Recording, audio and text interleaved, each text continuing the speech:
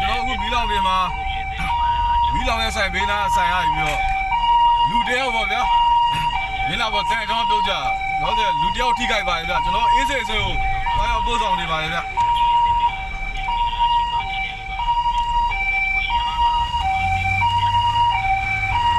လူတယောက်တော့ပေါ့နော်နှကောကွဲသွားပါတယ်နှကောတော့နစ်တယ်ဗျာကျွန်တော်ဒီစုပ်ရောက်ချုပ်ရမယ်လို့ထင်တယ်မီးလောင်တော့သူဆိုင်ဆိုတော့လေသူဆိုင်ဘေးနားဆိုတော့သူရဲ့လုံးဝကိုင်းနဲ့ဆိုင်ရပြီးတော့တန်ချောင်းပြုတ်ကြတာတန်ချောင်းပြုတ်ကြမျက်နှာပေါ်ကျတယ်ခေါင်းကိုထိတယ်ခေါင်းတော့ဘာမှဖြစ်ပြန်မျက်နှာခေါင်းကိုသွားထိတော့နှာခေါင်းကကွဲပါတယ်